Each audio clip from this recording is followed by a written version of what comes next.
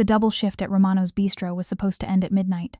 Instead, Elena Martinez found herself scrubbing grease from the industrial kitchen floors at 2:15 a.m., her knees aching against cold tile, her vision blurring from exhaustion she couldn't afford to acknowledge.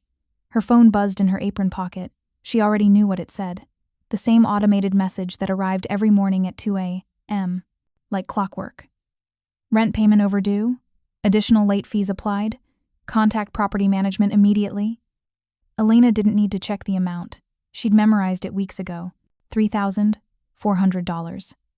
An impossible number that grew larger every day, fed by late fees and interest charges that multiplied faster than she could work. She pushed herself up from the floor, ignoring the protest in her lower back, the burning in her shoulders. The kitchen gleamed around her, every surface sanitized and spotless. Perfect, just like the head chef demanded. If you're enjoying this story so far, don't forget to hit the like button and subscribe. Drop a comment telling me where in the world you're watching from. I love hearing from you. Perfect. Even though perfection paid $9 an hour and the late shift differential of an extra $2.50, $11.50 an hour to keep her 5-year-old daughter fed, clothed, and housed. $11.50 an hour against a world that cost so much more than that.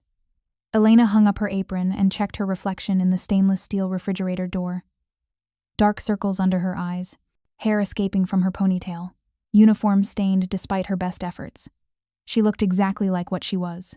A woman running on empty, held together by desperation and the knowledge that someone small and innocent depended on her not falling apart. Her daughter Mia was asleep at her sister's apartment across town, safe, warm, probably curled up with that stuffed rabbit she refused to sleep without. The thought of Mia's face, peaceful in sleep, was the only thing that kept Elena moving through these endless shifts. She pushed through the kitchen's back door into the alley behind Romano's. The November air hit her like a slap, cold enough to make her gasp. She'd left her jacket at her sister's place 3 days ago and hadn't had time to retrieve it. Another small failure in a long list of things she couldn't quite manage. The alley stretched dark and narrow between brick buildings. A single security light flickered overhead, casting weak yellow illumination that barely reached the ground. Elena's sneakers splashed through a puddle as she headed toward the street, toward the bus stop 6 blocks away, toward another hour of travel before she could collapse into bed for exactly 4 hours before her morning shift at the diner started. She made it 3 steps before her legs gave out. Not dramatically, not with warning. Just a sudden absence of strength, like someone had cut the strings holding her upright.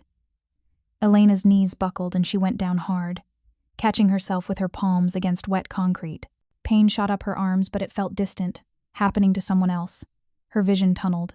The alley walls seemed to tilt sideways. She tried to stand, but her body refused the command. Her muscles had finally mutinied after 6 days of double shifts, after months of living on 4 hours of sleep and whatever free food the kitchen staff didn't finish. Get up, she told herself. Mia needs you. Get up. Her body didn't listen. Elena managed to drag herself to the alley wall, her back against cold brick. Her hands were shaking. When had they started shaking? She pulled out her phone with fingers that barely cooperated. She needed to call her sister, tell her she'd be late picking up Mia. Except Rosa was already doing so much, already watching Mia every night without complaint, already worried in that quiet way that made Elena feel like she was drowning. The phone slipped from her grip, clattering on the concrete. Elena stared at it, unable to summon the energy to pick it up.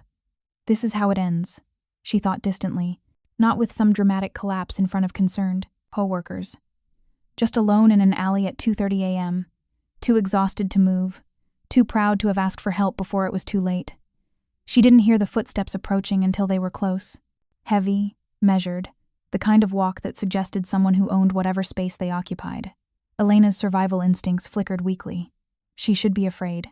A woman alone in a dark alley, vulnerable, unable to run, but fear required energy she didn't have. A figure emerged from the shadows at the alley's mouth. Tall, broad-shouldered, wearing a dark overcoat that probably cost more than Elena made in 3 months. The flickering security light caught his face for a moment. Sharp features, dark eyes, the kind of commanding presence that made people step aside without being asked. Dante Caruso stopped 10 feet away, studying her with an intensity that should have been uncomfortable. Elena recognized him immediately. Everyone who worked at Romano's knew who Dante Caruso was, even if they pretended not to notice when he arrived for his weekly dinner meetings in the private dining room upstairs. Romano's Bistro wasn't just a restaurant. It was a front, a legitimate business that laundered money and provided meeting space for the Caruso family's operations. The waitstaff knew not to ask questions about the men in expensive suits who gathered every Thursday night. The kitchen staff knew to prepare specific meals without variation.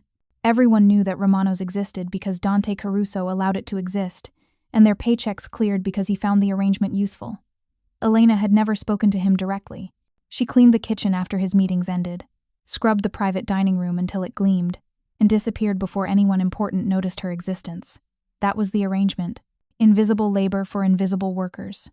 But now he was looking at her, and there was nothing invisible about the way his dark eyes cataloged everything. Her position, slumped against the wall, her shaking hands, the exhaustion written across her face in lines too deep for someone 28 years old. "You work in the kitchen," Dante said. Not a question, a statement delivered in a voice that expected accuracy. Elena managed a nod. Speaking required too much energy. Dante moved closer, his expensive shoes avoiding the puddles with practiced ease. "How long have you been sitting here?" She tried to answer, but her throat was too dry. She gestured vaguely at her phone lying on the concrete between them. He picked it up, glanced at the screen, still showing her sister's contact information, then slipped it into his coat pocket. The gesture was so casual, so presumptuous, that Elena found her voice through sheer irritation. "That's mine." "I'm aware." Dante crouched down, bringing himself to her eye level. Up close, she could see the slight shadow of stubble along his jaw, the way his dark hair was perfectly styled despite the late hour, the intelligence in his eyes as they studied her face. "When did you last eat?" The question surprised her. "I had lunch." "When?" Elena tried to remember. The morning shift at the diner? No, she'd skipped breakfast to sleep an extra hour. Lunch had been coffee and whatever crackers she'd found in her locker. Dinner was supposed to be after this shift, except she'd been too tired to be hungry. "Yesterday morning," she admitted quietly. Something flickered across Dante's expression. Not pity, which Elena would have hated, but something colder. Calculation, maybe, or anger directed at something she couldn't identify. "You collapsed from exhaustion." Again, not a question. "I'm fine. Just need a minute." Elena tried to push herself up, but her legs still wouldn't cooperate. "I have to get home. My daughter is waiting." "Your daughter is with your sister." Dante's voice carried absolute certainty, like he'd already researched every detail of her life, which, Elena realized with a chill, he probably had. Men like Dante Caruso didn't leave information to chance. "Rosa Martinez, apartment 3B on Maple Street. Your daughter Mia is 5 years old, asleep, and safe." The chill turned to ice. "How do you know that?" "I know everyone who works in my establishments."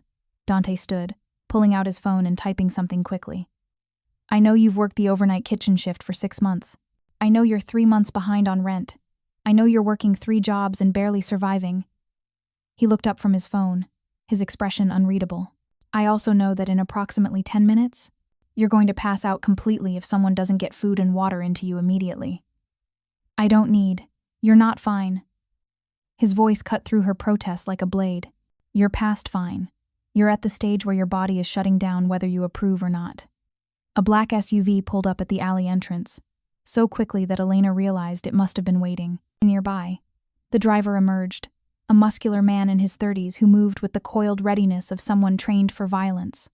"Marco," Dante said without looking away from Elena. "We're taking Miss Martinez to the estate. Call Dr. Chen and have her meet us there. Also contact Rosa Martinez and inform her that Elena will be staying with me tonight and will collect her daughter tomorrow afternoon." Elena's exhausted brain struggled to process what was happening. "You can't just kidnap me." "I'm not kidnapping you. I'm preventing you from dying in an alley behind a restaurant I own, which would be inconvenient for multiple reasons." Dante bent down, and before Elena could protest, he'd slid one arm under her knees and the other behind her back, lifting her with an ease that suggested she weighed nothing at all. The world tilted sickeningly. Elena grabbed at his coat shoulder to steady herself, her fingers clutching expensive wool. "Put me down. I can walk." "No, you can't." Dante carried her toward the SUV with long, steady strides. "You can barely stay conscious. Stop arguing and let someone help you for once in your life." "I don't need help from a—" Elena stopped herself, but Dante finished the sentence anyway. "From a criminal?" His voice held dark amusement. "That's accurate. I am a criminal. I'm also the only person in this alley capable of making sure you survive the night, which makes me your best option regardless of my moral deficiencies." Marco held the SUV door open. Dante deposited Elena in the back seat with surprising gentleness, then slid in beside her.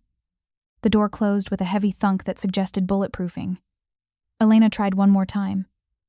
"My daughter. I need to. Your sister has been informed. Your daughter is safe. You, however, are not, which is the immediate problem we're addressing." Dante's phone buzzed and he glanced at it. "Dr. Chen will meet us in 20 minutes.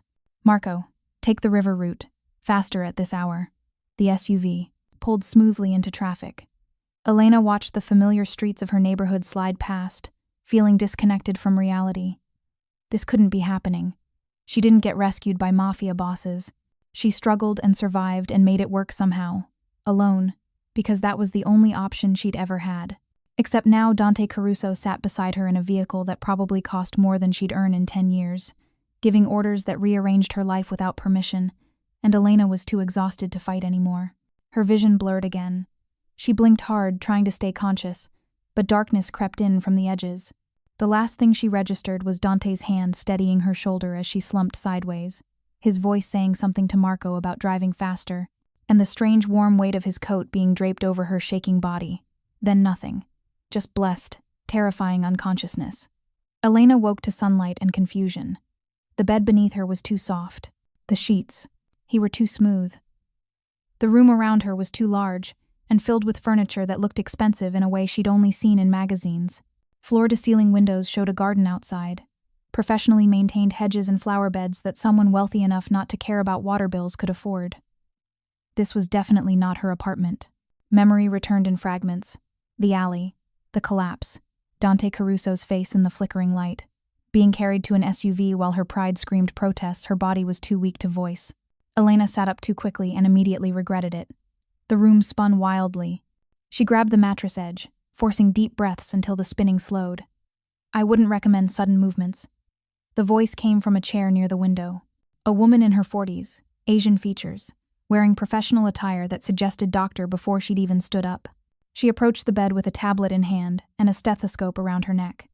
"I'm Dr. Sarah Chen. Mr. Caruso called me to examine you."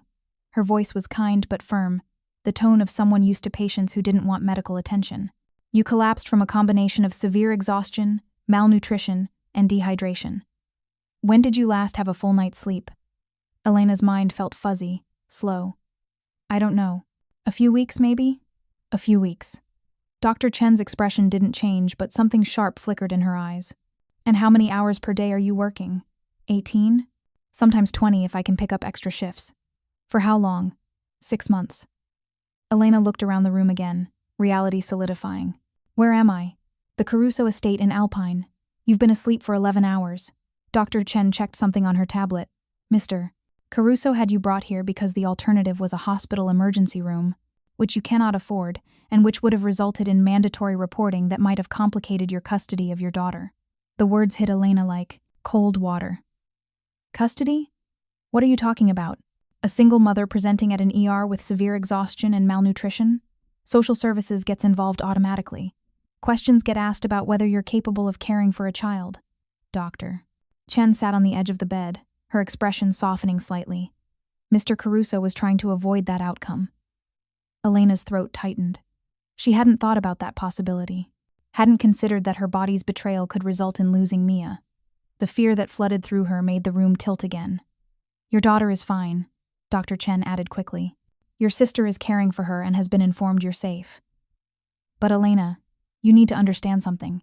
You're in crisis. Your body is shutting down.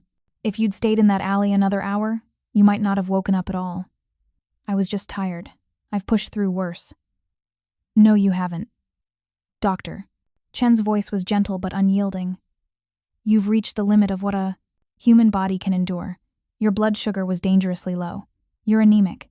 Your blood pressure is concerning. You've lost 15 pounds in the last 2 months based on your clothing size, and I suspect you weren't heavy to begin with." Elena wanted to argue, but the evidence was irrefutable. She'd known something was wrong, had known for weeks that she was operating beyond sustainable limits. But stopping meant not making rent, meant not buying groceries, meant failing Mia in concrete ways that seemed more immediate than the abstract possibility of her own collapse. I'll be more careful, Elena said finally. Eat better, sleep more. But I need to go home now. I have a shift at the diner in. She looked around for a clock. What time is it? 2:30 p.m. And you don't have a shift anywhere. Dr. Chen stood, gathering her equipment. Mr. Caruso has arranged for you to remain here until we're certain you're stable. Minimum 3 days, possibly longer, depending on how you respond. To treatment. He can't just keep me here. He can, and he is. A new voice spoke from the doorway. Dante Caruso stepped into the room, wearing dark slacks and a crisp white shirt with the sleeves rolled up to his elbows. Somehow he looked more dangerous in casual clothes than he had in the expensive overcoat last night. You're in no condition to work, Miss Martinez. Arguing about it wastes everyone's time. I don't work for you. You can't make decisions about my life. Actually, Dante moved further into the room with that same measured confidence she remembered. I own Romano's Bistro. I also own the diner where you work mornings, and the office building where you clean at night. So technically, I employ you 3 times over, which gives me considerable say in whether you destroy yourself maintaining an impossible schedule. Elena stared at him. You own the diner? I own 23 businesses in this city, most of them legitimate, all of them connected to my interests in one way or another. Dante stopped at the foot of the bed, his dark eyes studying her with that same unsettling intensity from last night.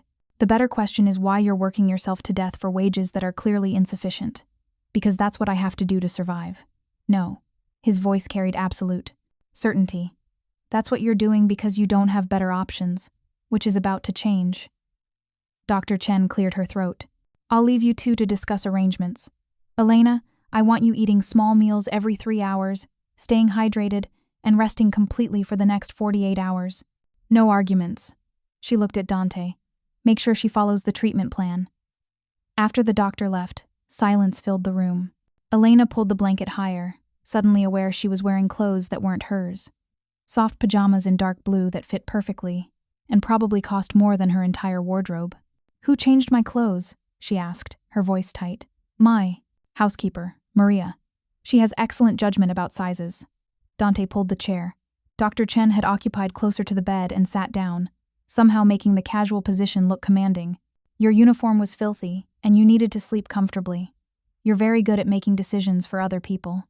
I'm very good at identifying problems and implementing solutions. You were a problem last night.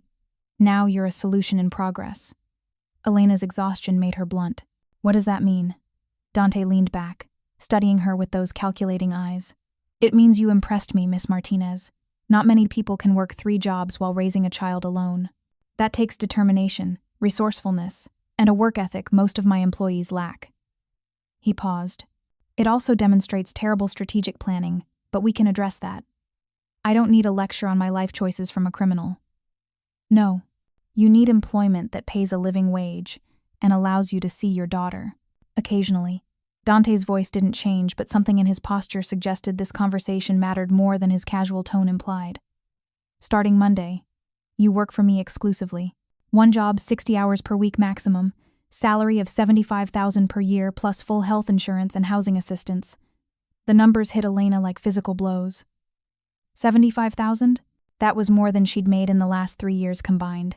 It was impossible, suspicious, and absolutely had to involve something illegal. What would I be doing for that salary? She kept her voice steady despite her racing heart. Because I'm not interested in doing anything that could get me arrested or put Mia in danger. You'd be managing household operations here at the estate. Dante gestured around the room, overseeing cleaning staff, coordinating with suppliers, maintaining schedules, essentially doing what you already do, except properly compensated and without destroying your health in the process. You're offering me a job as your housekeeper for $75,000. Elena's skepticism was obvious. That's ridiculous. No one pays that much for cleaning. I'm not paying you to clean. I'm paying you to be excellent at organization, to be trustworthy in an environment where trust is currency, and to do it without requiring supervision or making careless mistakes. Dante's expression remained neutral. I watched you work for 6 months. You arrive early, stay late, never complain, and maintain standards higher than what's required. That consistency is valuable, and I compensate value appropriately. Or, Elena said quietly, you're offering me charity because you found me pathetic in an alley, and you're trying to help without admitting that's what you're doing. For the first time? Dante smiled. It was brief, sharp, and somehow more unsettling than his neutral expression. If you're hooked on this story, make sure to subscribe and turn on notifications so you never miss an upload. Your support means everything and helps me bring you more emotional stories like this one. I don't do charity, Miss Martinez. Charity is inefficient. I make investments in people who demonstrate they'll provide adequate return. You've already proven you're capable of extraordinary effort under terrible conditions. Imagine what you could accomplish with actual resources. Elena wanted to refuse, wanted to cling to her independence and her pride, and her insistence that she could manage alone. But $75,000 would mean stable housing for Mia, would mean quality food and new clothes when she needed them, would mean Elena could actually spend time with her daughter instead of just surviving long enough to see her asleep. Why? The question came out broken. Why offer this to me? You don't even know me. Dante was quiet for a long moment. When he spoke, his voice carried something Elena hadn't heard before, something almost like understanding, because 15 years ago, my mother collapsed in a factory where she worked 3 jobs to support her children. No one helped her. She died alone because she was invisible to people who could have made a difference. His dark eyes held Elena's. I'm not letting that happen in establishments I control, not when I can prevent it. The raw honesty stunned Elena into silence. She'd expected manipulation or ulterior motives, not this confession about loss and unhealed wounds. I'm sorry, she said quietly. About your mother. Don't be sorry, be smart. Dante stood, restoring the professional distance. You have 3 days to recover and decide. If you accept my offer, you start Monday. If you refuse, I'll arrange transportation back to your apartment, and we'll pretend this conversation never happened. But Elena? He paused at the door, looking back at her. Your daughter deserves a mother who's alive and present. Right now you're giving her neither. Think about that while you decide. He left before Elena could respond. She sat alone in the beautiful room, sunlight warming the expensive bedding, her body finally beginning to register rest after months of exhaustion. $75,000. Stable work, health insurance, a chance to actually parent Mia instead of just working to keep them both alive. All she had to do was accept help from the most dangerous man she'd ever met. Elena closed her eyes, feeling tears slip down her cheeks. Not from despair this time, but from the terrifying possibility of hope. Elena spent the first 24 hours in a state of suspended disbelief. The room she'd woken in was actually a guest suite, complete with a private bathroom that featured heated marble floors and a shower with water pressure that felt like luxury against her perpetually aching muscles. Maria, the housekeeper Dante had mentioned, appeared 3 times with meals that looked like they belonged in restaurants, not recovery rooms. Mr. Caruso says you must eat everything. Maria insisted in accented English, her weathered face kind but unyielding. Dr. Chen left specific instructions. Small portions, nutrient-dense, no arguing. Elena tried to protest, that she wasn't hungry, but Maria simply crossed her arms and waited. Something about the older woman's stubborn patience reminded Elena of her own grandmother, so she ate. Scrambled eggs with vegetables for breakfast, grilled chicken and quinoa for lunch, salmon and roasted sweet potatoes for dinner. Each meal felt like abundance after months of crackers and whatever cheap carbs could stretch furthest. Her phone had been returned, cleaned, and fully charged. Elena called Rosa immediately. "You're really okay?" her sister asked, relief obvious in her voice. "When that man called and said you'd collapsed, I almost had a heart attack." "I'm fine, just exhausted." Elena kept her voice low, aware that this conversation might not be private. "How's Mia?" "She's perfect. We made pancakes this morning and she's watching cartoons now. She asked when you're coming home." Rosa paused. "Elena, who is Dante Caruso? Because the man who called me knew everything about our family." "Everything." It was. Polite but terrifying. "He owns Romano's, and apparently most of the other places I work." Elena rubbed her temples. "It's complicated. Is he dangerous?" The honest answer was yes, but Elena found herself saying, "I don't think he's dangerous to me, or to Mia." That's not exactly reassuring. "I know, but Rosa, he offered me a job. Real money, one schedule, benefits. Enough to actually support Mia properly." Elena's voice cracked slightly. "I'm so tired of failing her." "You're not failing anyone." Rosa's voice turned fierce. "You're killing yourself, trying to be everything she needs. That's not the same thing. It feels the same." After hanging up, Elena lay back on the impossibly soft bed and stared at the ceiling. The smart choice was obvious. Accept Dante's offer, take the money, give Mia the stability she deserved. But something nagged at her instincts. Men like Dante Caruso didn't offer charity, he'd said so himself, which meant he wanted something beyond competent, household management. The question was what, and whether Elena could afford to say no, even if she discovered the answer. On the second day, Elena felt strong enough to explore. She'd expected someone to stop her, to enforce some kind of house arrest. But Maria simply smiled when Elena emerged from her room dressed in clean clothes that had appeared in the closet overnight. Jeans and a sweater in her exact size, comfortable and well-made but not ostentatious. "Mr. Caruso is in meetings all day," Maria said.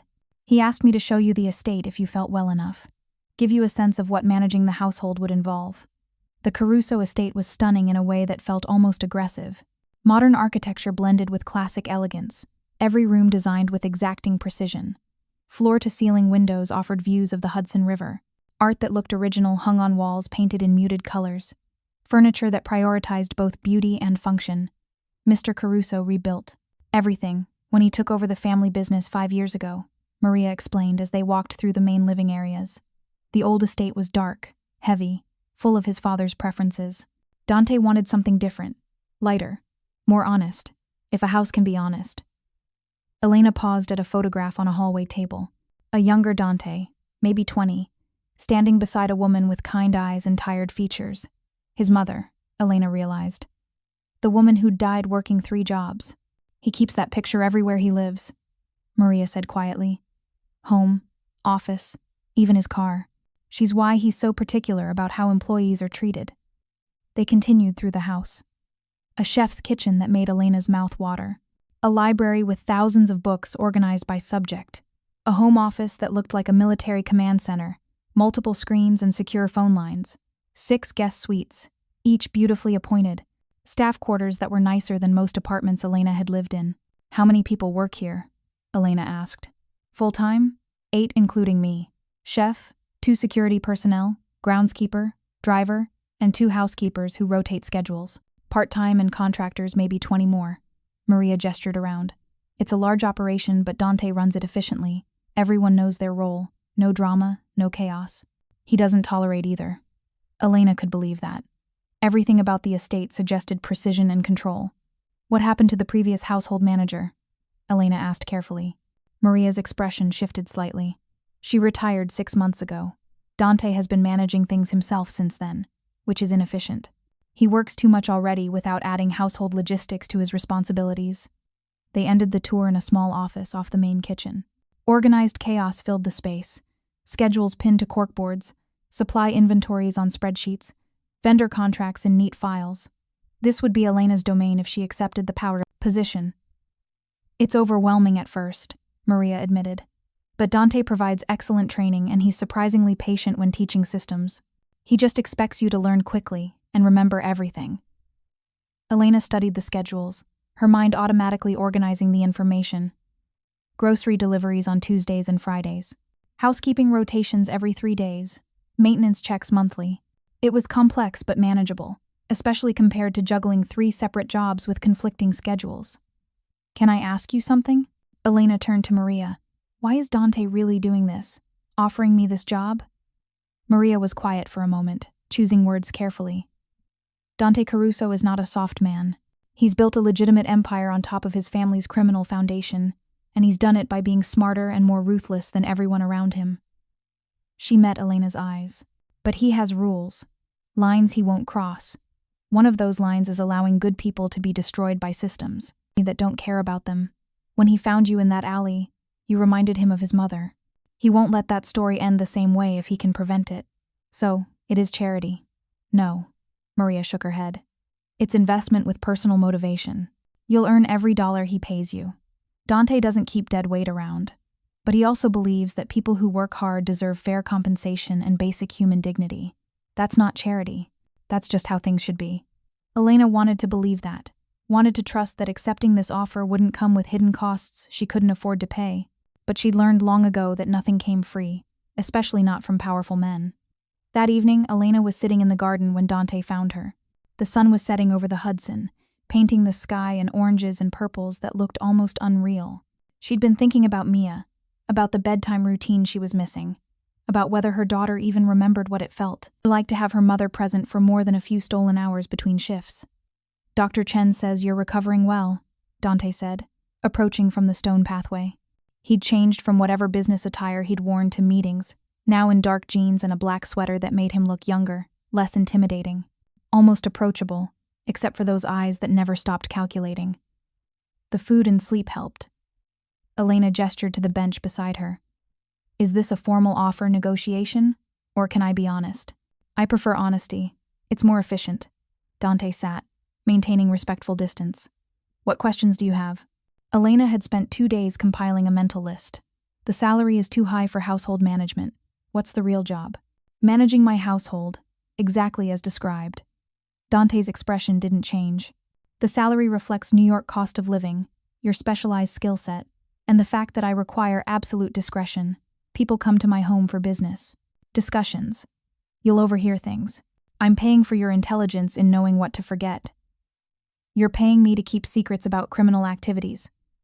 I'm paying you to focus on your actual job and not concern yourself with information that doesn't affect you."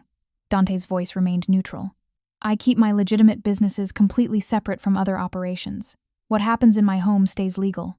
What you might overhear is context, not confession." Elena studied his face, looking for deception.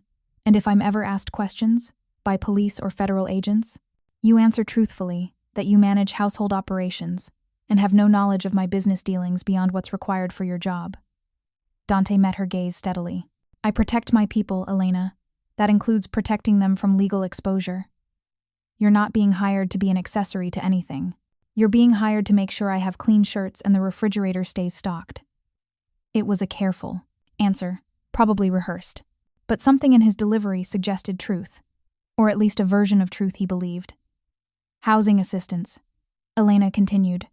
"What does that mean specifically?" "I own an apartment building in Riverdale. 2-bedroom units, safe neighborhood, good schools. You'd live there rent-free as part of your compensation package, utilities included." Dante pulled out his phone and showed her photos. The apartment was beautiful, modern, spacious, light years better than the cramped studio she currently shared with Mia. "Your daughter would have her own room. There's a playground in the complex and a community center with after-school programs." Elena's throat tightened looking at the images. Mia's own room. Space to actually live instead of just survive. "This is too much. This is appropriate compensation for the work I'm requiring. Stop thinking like someone who's been exploited and start thinking like someone with valuable skills." Dante's voice carried a hint of frustration. "You're worth more than $9 an hour, Elena. The only reason you've been paid that is because the system is designed to extract maximum labor for minimum cost. I'm offering you what you should have been earning all along. Why do you care? Really?" The question burst out before Elena could stop it. "You're right that I reminded you of your mother. But that can't be the only reason. You could assuage your guilt by donating to charities or funding programs. Why hire me specifically?" Dante was silent for a long moment, watching the sunset paint the river gold. When he spoke, his voice carried something raw beneath the control. "My mother died when I was 19. I was already working for my father's organization by then, making more money in a month than she'd made in a year of brutal labor. I tried to help her, offered to pay off her debts, get her a better apartment. She refused, said she wouldn't take blood money, wouldn't benefit from the things my father did." He paused, his jaw tight. "So she worked herself to death out of pride, and I had all this money and power and couldn't save the one person who mattered most." Elena's breath caught. "Dante, I can't bring her back. I can't fix what killed her. But I can make sure other people's mothers don't die the same way when I have the resources to prevent it." He finally looked at her, his dark eyes holding hers with uncomfortable intensity. "You're not charity, Elena. You're evidence that I learned something from losing her. You're proof that power can be used for more than just accumulation and violence." The honesty devastated Elena's remaining defenses. This wasn't manipulation or calculated strategy. This was grief channeled into action, a son trying to honor a mother's memory by becoming someone she might have been proud of. "I'll take the job," Elena said quietly. "On one condition, which is? You let me bring Mia to work with me sometimes. Not every day, but when she's out of school or sick and my sister can't watch her. I need to know I can be a mother while being your employee." Dante's expression softened almost imperceptibly. The estate has a playroom that hasn't been used in years. Maria's granddaughter visits occasionally. I'll have it updated with appropriate toys and books. Your daughter is welcome whenever you need her here. Just like that?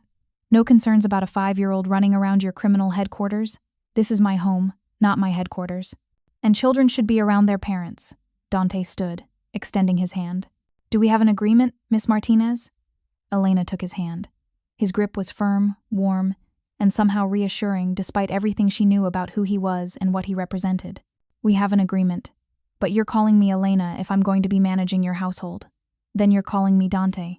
Mr. Caruso is my father, and we're both better off keeping him buried where he belongs. He released her on hand but didn't step away. You start Monday. Maria will help with the transition. Your apartment will be ready by Friday. Take the weekend to move and settle your daughter. Then we begin. One more thing, Elena said as he turned to leave. Thank you. For the alley. For all of this. I know you say it's not charity, but it feels like being saved anyway. Dante paused, silhouetted against the dying light. Don't thank me yet.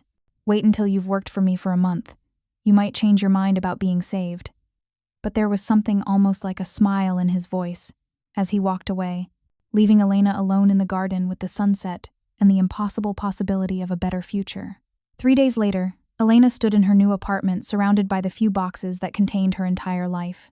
Rosa was helping unpack while Mia explored her new room with wide-eyed wonder, running her small hands over walls that were hers, space that belonged to her instead of being borrowed from someone else's generosity. This is really happening, Rosa said, folding the last of Mia's clothes into the dresser Dante's staff had furnished the apartment with. Everything had appeared like magic. Furniture, kitchen supplies, even groceries in the refrigerator. You're working for the Caruso family. I still can't believe it. I'm working for Dante, Elena corrected, though the distinction felt thin. Managing his household, that's all. That's all? Rosa turned to face her sister, concern etched on her features. Elena, you know what these people are, what they do. You can't just pretend you're working a normal job. I know exactly what I'm doing. I'm giving Mia a stable home and food security, and a mother who doesn't collapse from exhaustion. Elena's voice was firm. Whatever moral complications exist, they're worth it for her. And when those complications become dangerous, when knowing too much or being too close becomes a liability, Elena had thought about that, constantly over the past 3 days, had examined every angle, every possible consequence. The truth was simple and terrifying. Then I deal with it. But Rosa, I was already dying. Slowly, invisibly, working myself into an early grave. At least this way, I have a chance. Mia has a chance. Rosa pulled her into a tight hug. Just promise me you'll be careful. That you'll come to me if things get complicated. Promise me you won't disappear into his world and forget you have people who love you. I promise. Elena held her sister close, breathing in the familiar scent of her shampoo, the comfort of family. I'm not going anywhere. This is just a job. A really well-paying job with a morally questionable boss, but still just a job. They both knew she was lying. But sometimes lies were how you made it through impossible situations with your sanity intact. Monday morning arrived with the weight of beginnings. Elena woke at 5:30, an hour earlier than necessary, her body still, programmed for the brutal schedule she'd been maintaining. She made Mia breakfast, walked her to the bus stop for kindergarten, then caught the train to Alpine. The Caruso estate looked different in morning light, less intimidating, more like an actual home. Maria met her at the entrance with coffee and a schedule that would define Elena's new reality. Mondays we review the week ahead, Maria explained, leading Elena to the household office. Dante has business dinners Tuesday and Thursday this week. 6 guests each night. Chef will handle the menu, but you'll coordinate table settings, wine selection, and timing. Wednesday is maintenance day for the security systems. Friday we have new art being delivered that needs installation supervision. Elena's head spun with information, but she took notes, her handwriting neat and organized. This was manageable. Complex but systematic. The kind of logistics she'd been juggling across 3 jobs, just consolidated and better compensated. Dante usually has breakfast at 7, Maria continued. Espresso, fruit, whole grain toast. He works out from 7:30 to 8:30 in the home gym. Takes calls from 9 to 11. You won't see much of him during the day, but he expects everything to run smoothly without supervision. Noted. What about? She was interrupted by the sound of footsteps on the marble floor. Dante appeared in the doorway, wearing a suit that probably cost more than Elena's previous monthly salary. His dark hair was still damp from a shower, and he carried a tablet that was already displaying what looked like shipping manifests. "Elena, good morning." His acknowledgement was brief, professional. "Maria is bringing you up to speed?" "Yes, sir." "Dante," he corrected mildly. "We discussed this. Sir makes me sound like my father, which offends us both." He glanced at his watch. "I have a conference call in 10 minutes. There's an envelope on my desk with your employment contract, insurance paperwork, and building access codes. Review everything, sign what needs signing, and leave any questions with Maria. I'll be available at 6 if you need to discuss anything substantive." "Understood." Dante nodded and turned to leave, then paused. "How's your daughter adjusting to the new apartment?" The question surprised Elena. "She loves it. Won't stop talking about having her own room." "Good. That's what children should have. Space to be children." Something flickered across his expression, too quick to read. "My goddaughter is visiting this weekend. Perhaps she and Mia could meet. Having another child around would make the estate feel less institutional." Before Elena could respond, Dante's phone rang, and he was moving again, answering in Italian as he disappeared down the hallway, his voice shifting to something harder, more commanding as he negotiated something that was definitely not about household management. Maria smiled at Elena's stunned expression. "He's like that. Appears, rearranges your reality, disappears. You get used to it. Does he always ask about employees' children?" "No." Maria's smile widened. "Just the ones he's invested in saving." The first week passed in a blur of learning systems and establishing routines. Elena discovered Dante ran his household the same way he probably ran his business empire, with exacting precision and zero tolerance for inefficiency. Every item had its place. Every schedule had contingencies. Every person had clearly defined responsibilities, but he was also surprisingly flexible when it mattered. On Wednesday, Elena's sister called with an emergency. Mia had spiked a fever at school and needed to be picked up immediately. Elena hung up the phone, her mind racing through impossible logistics. She was in the middle of coordinating a maintenance check, couldn't leave, couldn't abandon her responsibilities on her 4th day of work. Problem? Dante appeared in the office doorway as if summoned by her panic. "My daughter's sick. I need to pick her up from school, but I'm in the middle of..." "Go." Dante's voice cut through her spiraling thoughts. "Marco will drive you. Faster than public transit." "But the maintenance team is..." "I can supervise contractors for a few hours, Elena. Your daughter is sick and needs her mother. Everything else is secondary." He was already pulling out his phone. "Marco, bring the car around. Elena needs to get to her daughter's school in Manhattan. Treat it as priority transport. I can't just leave on my 4th day." Dante looked at her like she'd said something incomprehensible. "Your child is sick. Of course you can leave. That's not optional. It's mandatory. Family comes first. Always." 20 minutes later, Elena was in the back of Dante's bulletproof SUV, speeding toward Mia's school with Marco, navigating traffic like he was running presidential security. They made a 90-minute journey in 40 minutes. Mia looked small and miserable when Elena collected her from the nurse's office, her face flushed with fever. Elena scooped her up, feeling her daughter's weight against her chest like an anchor to what really mattered. "Mama, I don't feel good." "I know, baby. We're going home. You're going to be fine." Marco drove them to the apartment in Riverdale, carrying Mia's backpack and waiting while Elena got her daughter settled. When Elena came back to thank him, he was pulling medicine from a pharmacy bag. "Children's fever reducer, electrolyte solution, and soup," Marco said, setting items on the kitchen counter. "Mr. Caruso texted instructions while you were upstairs. He says to take the rest of the day. He'll check in this evening to make sure she's improving." Elena stared at the medicine, the soup, the casual efficiency of care from a man who claimed not to do charity. "He didn't have to do this." "No," Marco agreed. "But that's who he is. The people he protects stay protected. You and your daughter are under that protection. Now."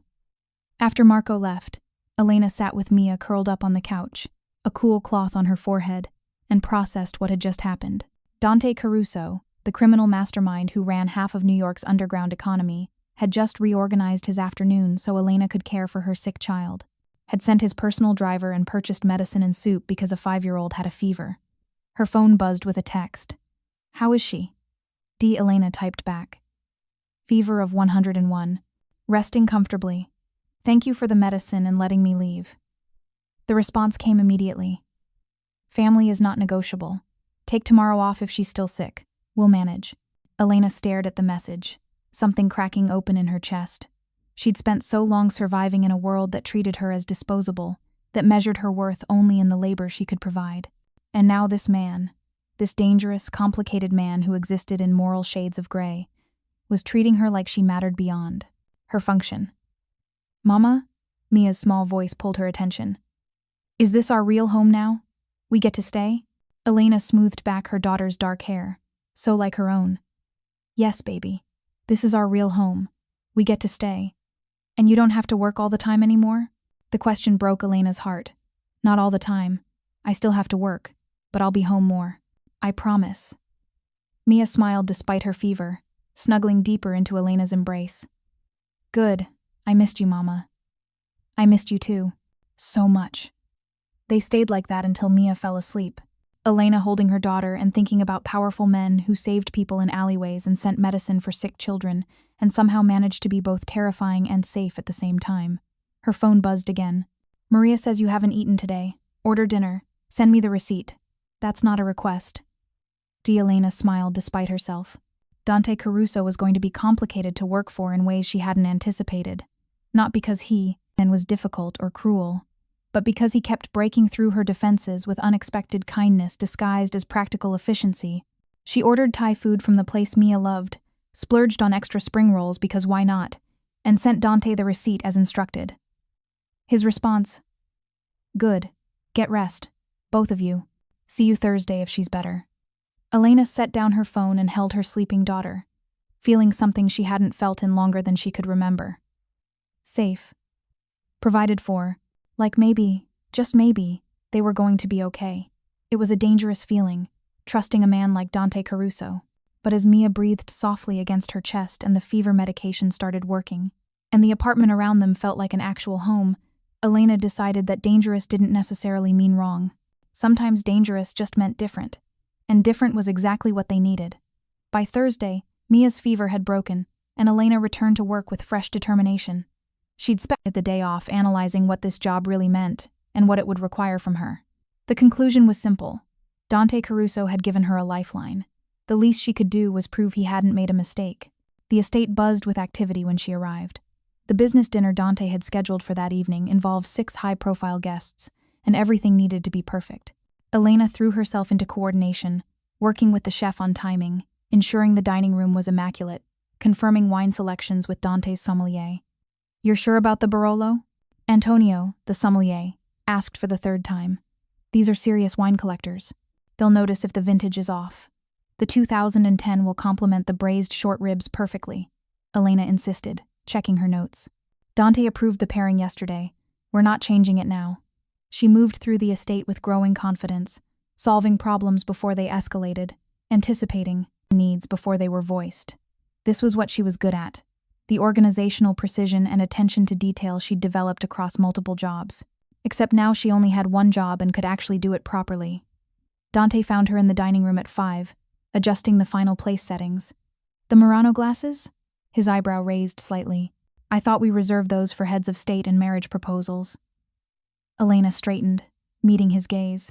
Your guests include 2 executives from the International Shipping Consortium and a delegate from the Port Authority Commission. They deserve the good glassware. Interesting logic. Dante moved closer, examining her arrangements. Most people save the valuable items for special occasions. You use them to demonstrate respect. Valuable items are worthless if they're never used. They're tools for making impressions, and tonight's impression matters. Elena adjusted a napkin that was already perfect. Besides, I know how to handle expensive things without breaking them. 4 months washing dishes at Romano's trained me well. Dante smiled, that rare, genuine expression that transformed his entire face. You're going to fit in better than I anticipated, Elena Martinez. Most people are intimidated by my world. You're just analyzing it and determining how to make it function more efficiently. I'm good at my job. You're paying me to be good at my job. That's the arrangement. The arrangement, Dante repeated, something shifting in his tone. Yes, that's exactly what this is. But the way he was looking at her suggested it was already becoming something more complicated than employer and employee, something neither of them had named yet, but both were beginning to recognize. The dinner was a triumph. 6 powerful men sat around Dante's table, discussing port operations and shipping routes while Elena ensured wine glasses stayed full and courses arrived with perfect timing. She moved through the evening like she was invisible, exactly as good service required. But she listened too. Not intentionally, just inevitable exposure to conversations happening in her presence. She heard about territorial disputes between shipping families, about customs officials who could be bought and ones who couldn't, about the delicate balance between legitimate business and the gray areas where profit really existed. Nothing explicitly illegal, just context. Just the language of power spoken by men who controlled more than they'd ever admit in public. After the guests left, Elena was supervising cleanup when Dante appeared in the dining room doorway. "You handled tonight well," he said simply. The guests were impressed. One of them asked if I'd loan you out for his wife's charity gala. I declined. "You can't loan out people. We're not property."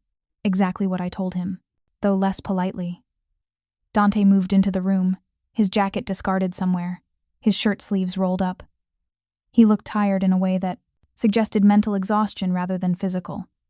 "How much did you hear tonight?" Elena had been expecting this question. "Enough to understand your business is complicated. Not enough to care about specifics that don't affect my job."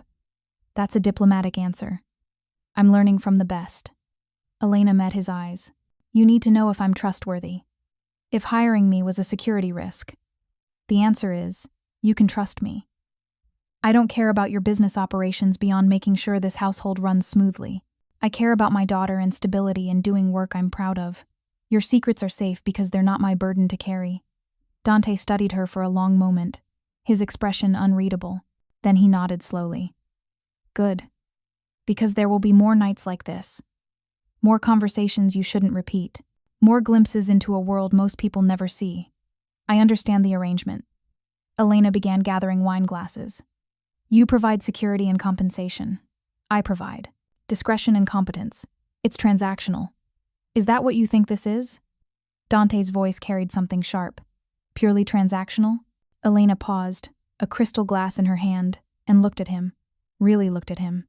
Past the expensive clothes and commanding presence to the man underneath who kept his mother's picture everywhere and sent medicine for sick children and offered jobs to women dying in alleyways.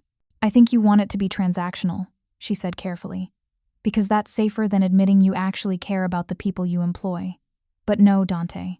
This stopped being purely transactional the moment you personally drove to a pharmacy to buy fever reducer for a child you'd never met."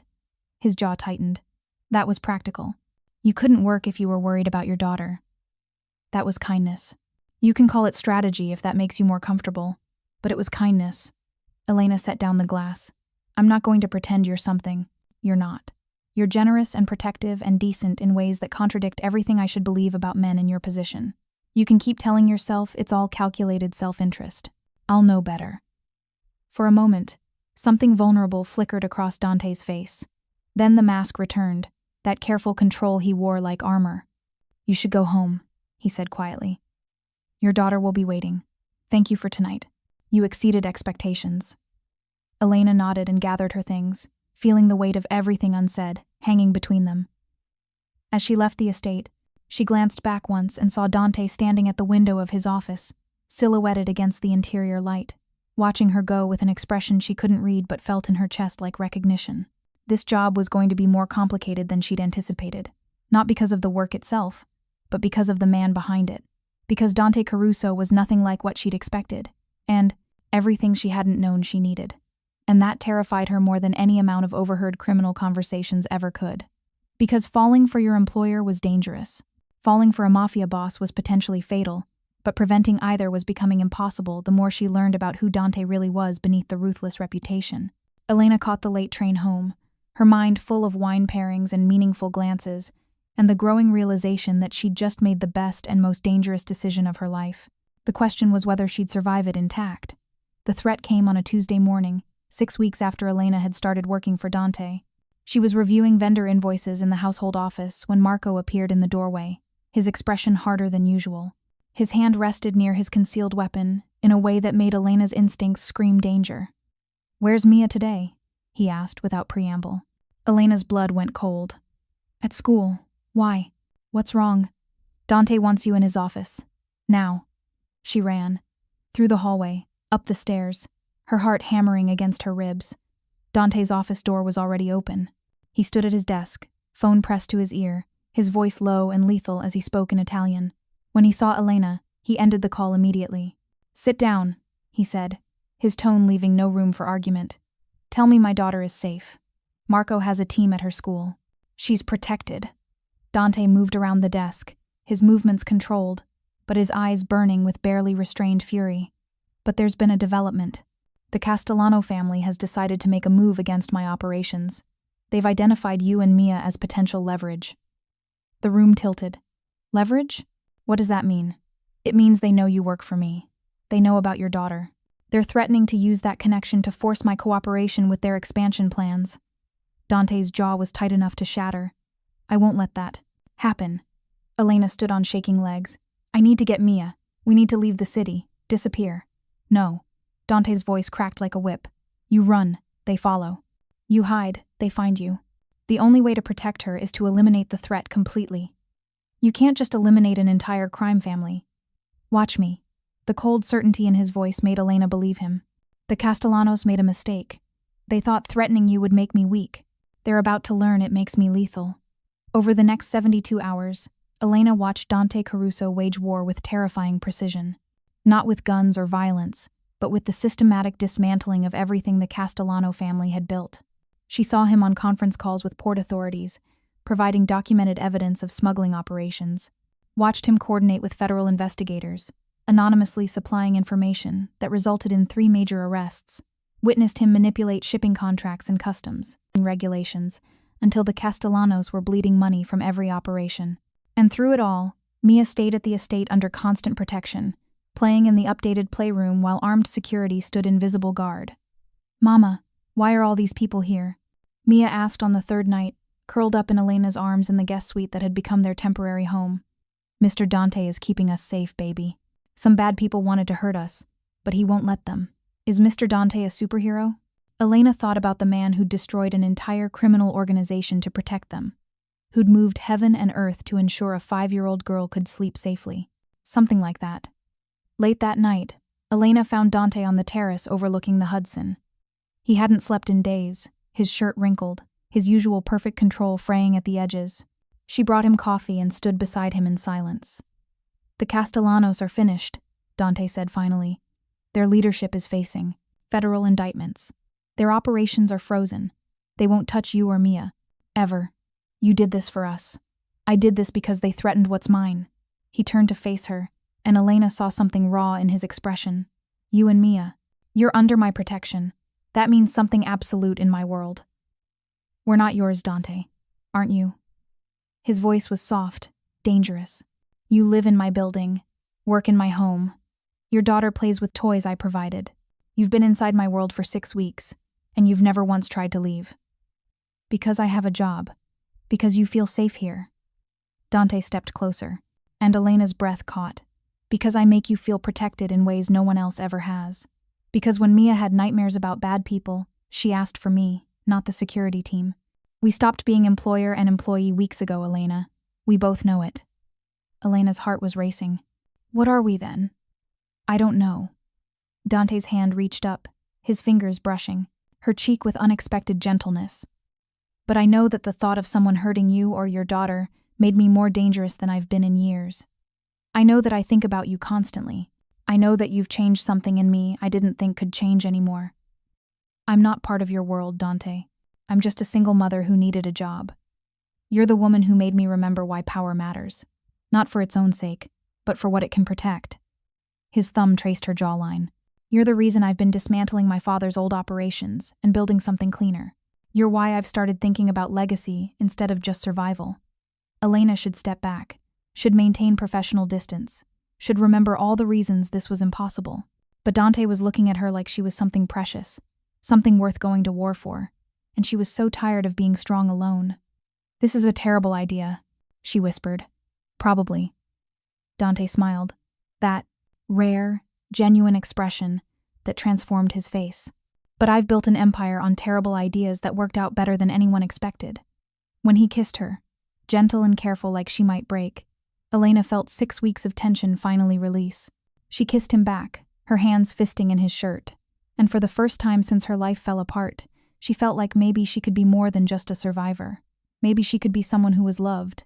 They pulled apart slowly, foreheads resting together, both breathing hard. "Your daughter is sleeping upstairs," Dante murmured. "And I have a call with federal prosecutors in 6 hours. This conversation should probably wait." Probably. But Elena didn't move, and neither did he. "I'm going to court you properly," Dante continued, his voice low. "Take you to dinner. Meet Mia as more than her mother's employer. Do this right, not rushed or complicated by crisis. You're a mafia boss. Everything about us is complicated. Then we'll be complicated together."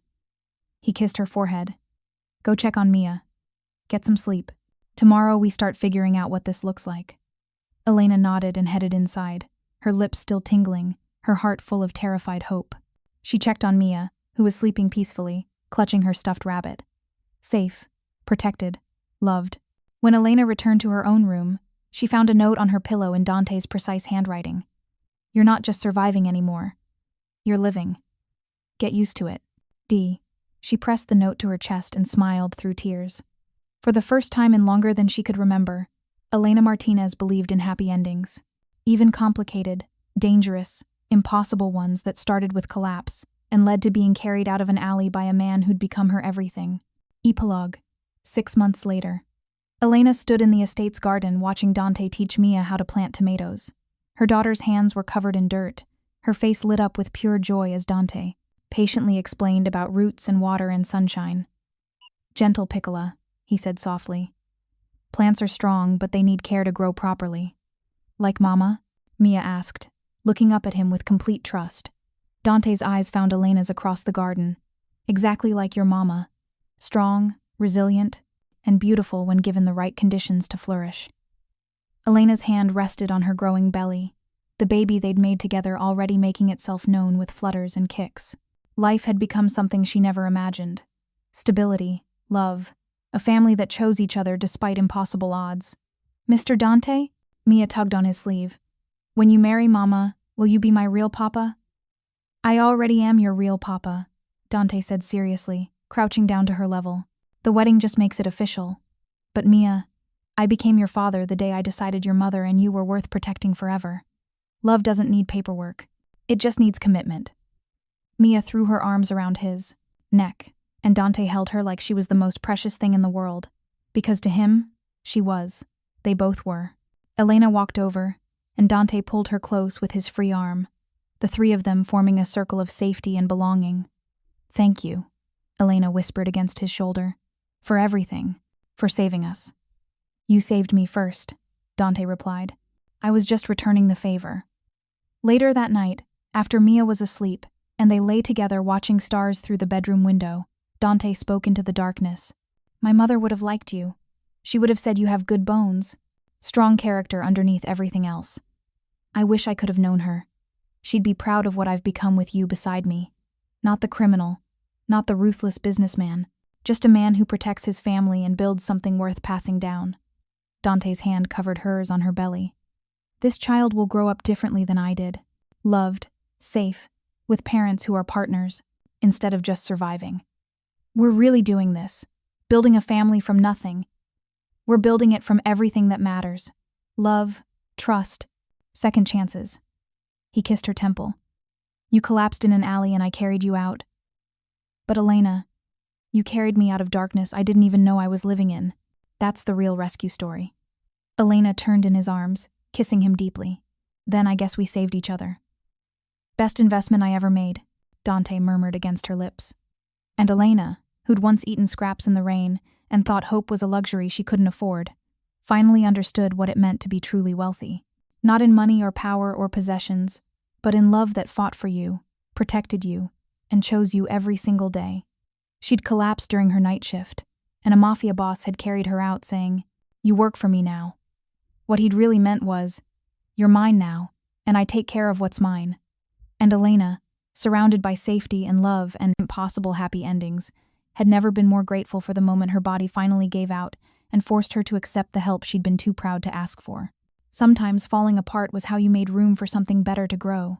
Sometimes the man who saved you turned out to be exactly who you needed all along. And sometimes, against all odds and logic and everything that should have made it impossible, love found you in an alley at your lowest moment and refused to let you go. That was the real story. Not about rescue or obligation or transactional arrangements, but about two broken people finding wholeness in each other and building something beautiful from the wreckage of everything they'd survived. Thank you so much for watching until the end. If you loved this story, check out the other videos on your screen now. I think you'll really enjoy them. And don't forget to subscribe if you haven't already. See you in the next story.